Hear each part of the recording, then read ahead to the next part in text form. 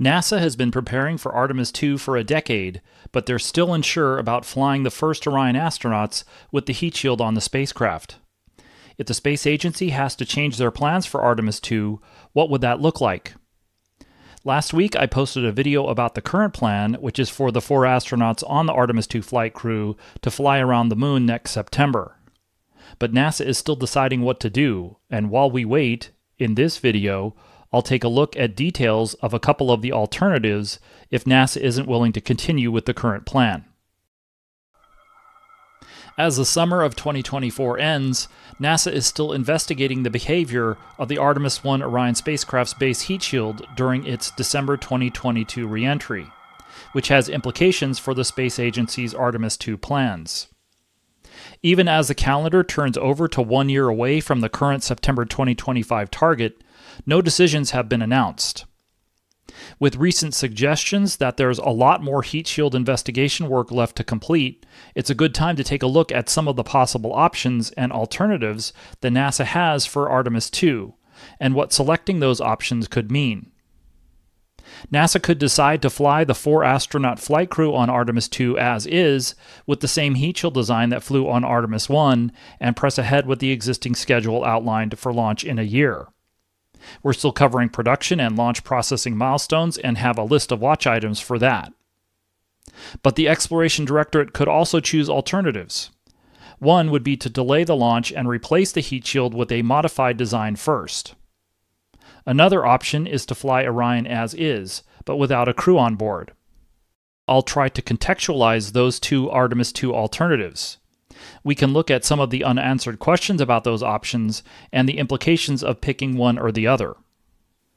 The first public disclosure of the issue with the Orion base heat shield was in a media teleconference on March 7, 2023, about 4 months after the Artemis I re-entry. At the time, the investigation was just starting. By November, in a NASA Advisory Council meeting of the Human Exploration and Operations Committee, a tentative root cause was expected by late spring of this year, 2024. Spring and now summer have mostly come and gone with high-level progress in the overall process reported, but with time also running out to make a decision in time to support a launch a year from now. An Inspector General report provided the most comprehensive public information about the issue in early May, when NASA's investigation was still in progress. Shortly after that, NASA reported that they would have an independent team review the investigation findings and recommendations. And in the last 6 weeks or so, it was reported that the independent review team was wrapping up their work and briefing their assessments to NASA leadership. Whether that investigation work included flight rationale or not isn't as clear, and it's also not clear if a decision-making process is underway or not. Since the beginning of the year, when Artemis II was delayed from the end of 2024 to no earlier than September of 2025, for other reasons, the heat shield investigation has remained a prominent watch item, and during this year there's been talk about at least a couple of alternatives. There has been talk about flying the Artemis II Orion as is, which has a heat shield using the same design as the one that flew on Artemis I. NASA could choose to do that, and it would probably have the least impact to the current schedule, although it may take extra time to reach that decision, which might still require another delay from September 2025. NASA has said that they recreated the char loss seen on the Artemis I heat shield in arc jet testing, and they have also said they won't compromise on the safety of the crew. So one alternative is to implement corrective actions to the heat shield and only fly after that. That would cause a long delay in the schedule for the mission because it would require the currently installed heat shield to be removed and replaced with a modified heat shield, and it could take a year or more to get back to the point in final assembly where the Artemis II Orion spacecraft currently is. If NASA chooses that option, the spacecraft will have to be significantly disassembled. The crew and service modules would need to be demated, and then the heat shield would need to be demated from the crew module. And then they would need to wait for a modified heat shield to be ready for reinstall. It's not clear whether the design changes for the AVCOAT blocks, the titanium structural carrier, or both have been completely vetted yet. It's also not clear whether modified avcoat blocks have been fabricated or a carrier has been modified yet, or how long that would take before a new heat shield would be ready for installation. So that could push Artemis II out towards the end of 2026 or into 2027, depending on how quickly some of these milestones could be completed. Even getting back to this point would leave a few months of final assembly and many months of launch processing for Orion before it would be ready to stack for launch. Another alternative would be to fly the current spacecraft as is, but without the Artemis II crew on board. Basically, flying another uncrewed Orion test flight now, and then the Artemis II crew would fly after that, presumably the next mission. That would allow another Orion SLS lunar test flight to proceed using the current flight hardware, and that would provide another valuable set of data. It would also help verify other modifications and upgrades, such as hardening of the mobile launcher. The launch operations teams and the mission operations teams would also get more experience launching SLS and flying Orion sooner, presuming that an uncrewed mission could fly sooner than delaying to fix the heat shield, but still flying with the Artemis II crew.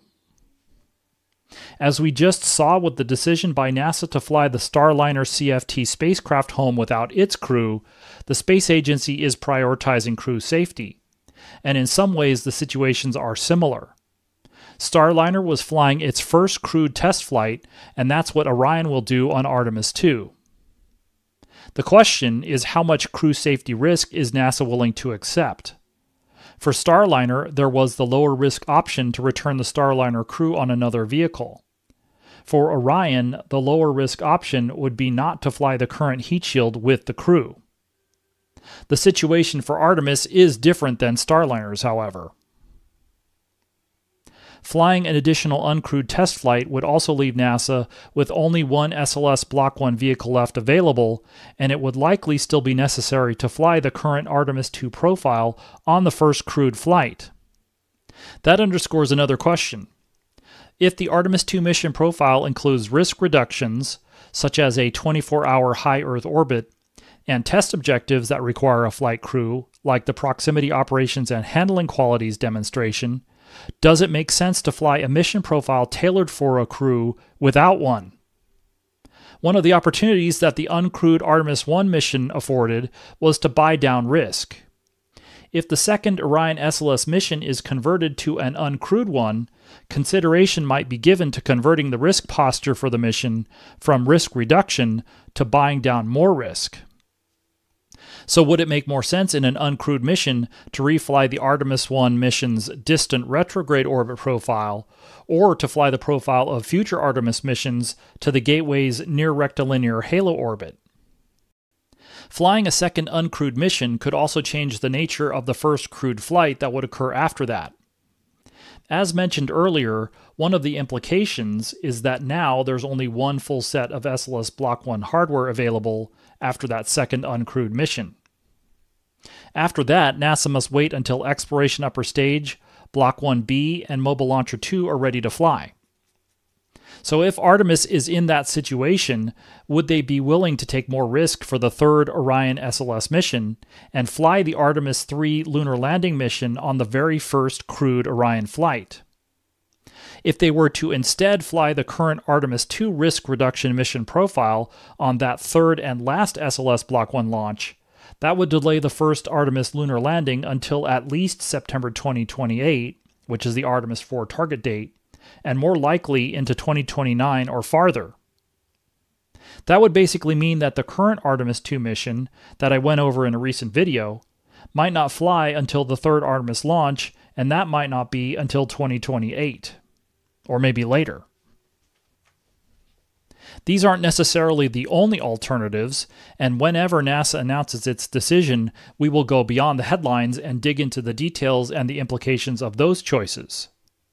But if these are some of the primary alternatives to flying as is, the fix the heat shield alternative and fly in a couple of years, versus the fly another uncrewed mission next year alternative, then what are the risks?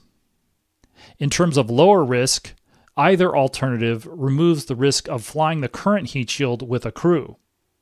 In one case, the current heat shield flies another uncrewed test. In the other case, the heat shield is modified first and then flies. NASA could trade flight hardware and operational experience for time by flying uncrewed sooner. But that would make it more likely or more certain that a lunar landing mission would be delayed until Artemis IV. Attempting to put this situation into a larger, big-picture context, we're continuing to see scheduled delays across the different Artemis programs, regardless of whether they are traditional government-owned and financed ones or the newer programs where the contractors are responsible for development and accountable for implementation and delays. It may be that individual delays to Artemis II or the first crewed Artemis mission, whatever it is designated, may not be a driving force in the overall delay of the first Artemis crewed lunar landing.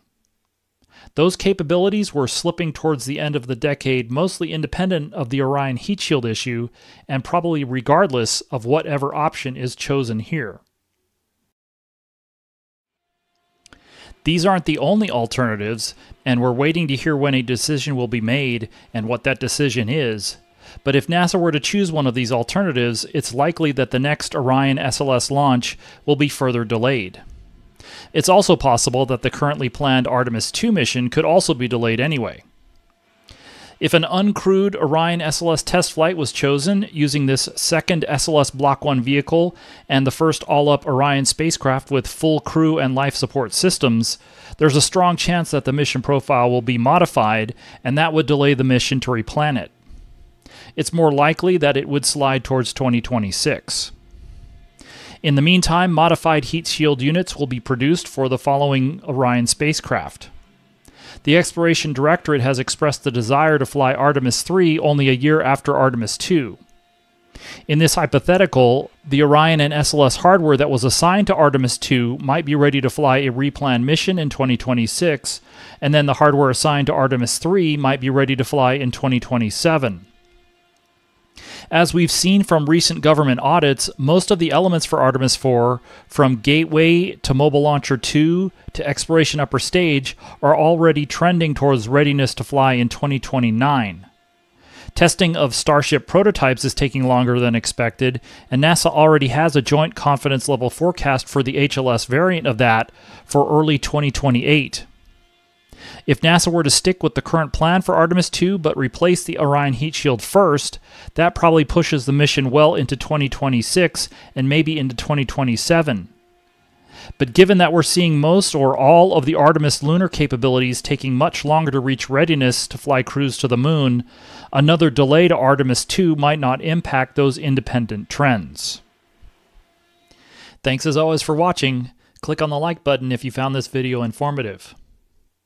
As this video is being published in mid-September 2024, NASA has not clearly indicated when they will decide about the Orion heat shield or when they will announce their decision. Once we find out, then we can focus on the decision and its implications.